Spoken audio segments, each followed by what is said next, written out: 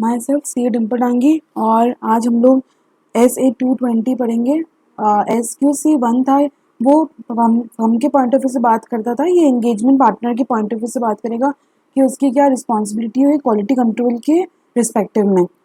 First है इसका SA-220 है quality control for an audit of financial statement. इसका ऑब्जेक्टिव ये है कि ऑडिट उसको ये ध्यान रखना पड़ेगा कि ऑडिट जो हो रहा है वो कंप्लाई कर रहा है प्रोफेशनल स्टैंडर्ड्स को और ऑडिटर रिपोर्ट जो इशू कर रहा है वो अप्रोप्रिएट है। फिर एलिमेंट्स ऑफ क्वालिटी कंट्रोल, ये जो SQC-1 में पढ़ा था ये वही है। Leadership responsibility, relevant ethical requirement, acceptance and continuance of relationship with the client and human resource, engagement performance and monitoring. Leadership responsibility for the quality of audit, इसमें क्या है कि responsibility for overall quality on each audit engagement emphasises, वो quality पे क्या मतलब focus करेगा, importance to audit quality of, वो देखेगा कि वर्क कंप्लाई कर रहा है नहीं कर रहा प्रोफेशनल स्टैंडर्ड्स को। कंप्लाई फर्म्स क्वालिटी कंट्रोल, जो भी फर्म की जो भी क्वालिटी कंट्रोल उन्होंने सेट किया है पॉलिसी एंड प्रोसीजर, वो देखेगा कि वो कंप्लाई हो रहा है नहीं हो रहा है। इशू ऑडिटर रिपोर्ट जो कि अप्रोप्रिएट होना चाहिए, जो कि ऑब्जेक्टिव भी है। Engagement team ability raise concerns without fear of reprisal, उनको मतलब वो लोग कंप्लेन रेज कर सकते हैं और एंगेजमेंट पार्टनर के वहाँ पर बिना डरे कि उनको निकाल दिया जाएगा। और क्वालिटी वो बोलेगा क्वालिटी इज असेंशियल। अब इंडिपेंडेंस को लेके क्या है, एंगेजमेंट पार्टनर क्या करेगा, obtain information and evaluate relationships that create threat to independence, और देखिएगा कि कोई थ्रेट टू इंडिपेंडेंस तो नहीं है, और evaluate information on identified breaches that creates threat to independence, और देखिएगा कि कौन इंफॉर्मेशन देखेगा वो on identified breaches and that create, वो इवैल्यूएट करेगा वो इन्फॉर्मेशन को, वो देखेगा क्यों थ्रेट आ रहा है, कैसे वो उसको अप्रोप्रिएट एक्शन से उस थ्रेट को हटा सकता है। Following assist engagement partner determine conclusion reached regarding acceptance and continuance of client relationship.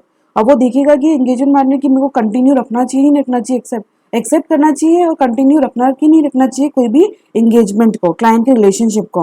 तो वो क्या देखेगा, एक तो वो इंटीग्रिटी चेक करेगा उनकी प्रिंसिपल ओनर की मैनेजमेंट एंड TCWG की एंगेजमेंट टीम, वो उनकी एंगेजमेंट टीम कंपेटेंट है कि नहीं वो एंगेजमेंट परफॉर्म करने के लिए, और कंप्लाई एथिकल रिक्वायरमेंट हो रहा है कि नहीं, इंडिपेंडेंस वगैरह तो ब्रीच नहीं हो रहे। Significant matter arisen and the implication for continuing the relationship when considering. अब वो कंपेटेंस वगैरह देखते समय वो कंपेटेंस है कि नहीं है, जो था कि वो कंपेटेंट है कि नहीं, तो वो क्या देखेगा कि वो अंडरस्टैंडिंग एंड प्रैक्टिकल एक्सपीरियंस, उनके पास क्या प्रैक्टिकल एक्सपीरियंस है वो चेक करेगा। प्रोफेशनल स्टैंडर्ड्स को, अंडरस्टैंडिंग ऑफ द प्रोफेशन, उनकी कितनी अंडरस्टैंडिंग है प्रोफेशनल स्टैंडर्ड्स को लेके, टेक्निकल एक्सपर्टाइज क्या है उनकी, knowledge of relevant industry, client की जो इंडस्ट्री उसकी नॉलेज क्या है उनके पास, ability to apply professional judgement, understanding firm's quality control policies and procedure. अब वो डायरेक्शन उसको देना पड़ेगा। Direction involve informing members of engagement team matters. Example, direction में क्या करेगा वो, responsibility comply ethical requirement professional scepticism, वो देखिए कि रिस्पॉन्सिबिलिटी वो कंप्लाई कर रहे नहीं कर रहे एथिकल रिक्वायरमेंट को, प्रोफेशनल स्केप्टिज्म उसको मेंटेन रखना पड़ेगा। Responsibility, objective of work, nature of entity, risk related issues, problem में arise and approaches to performance of engagement. Direction involve informing members, ये सब के बारे में वो इन्फॉर्म करेगा मेंबर्स को, कैसे क्या आपकी रिस्पॉन्सिबिलिटी, क्या आपकी ऑब्जेक्टिव है, क्या नेचर ऑफ द एंटिटी है, रिस्क क्या है कंपनी के अंदर, प्रॉब्लम क्या क्या अराइज हो सकती है, अप्रोच कैसा आपको काम कंप्लीट करना है, कैसे परफॉर्म करना है।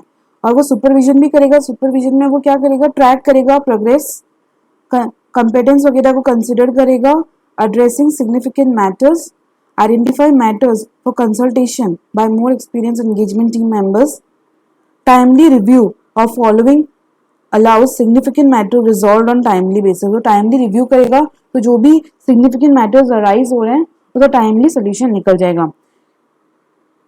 critical area of judgment, significant risk, other area considering important। अब ये रिव्यू उसको करना पड़ता है, कंसिस्ट ऑफ कंसिडरेशन, चेक करना मिलेगा काम को, तो उसमें क्या चेक करेगा कि work performed as per professional standards किए है कि नहीं, टीम ने अप्रोप्रिएट कंसल्टेशन टेकन की नहीं, लिया है कि नहीं, need to revise nature time and extent of work performed, nature time extent को फिर से रिवाइज करने का तो टाइम नहीं है, work perform support conclusion, evidence इस एविडेंस जो हमने ऑब्टेन किया वो सफिशिएंट अप्रोप्रिएट है कि नहीं, और ऑब्जेक्टिव हमने अचीव किया है कि नहीं। ये SQC1 पढ़ लिया इसलिए छोटा है, ये SQC1 थोड़ा सा ज़्यादा बड़ा है। तो हो गया ये कंप्लीट। Thank you.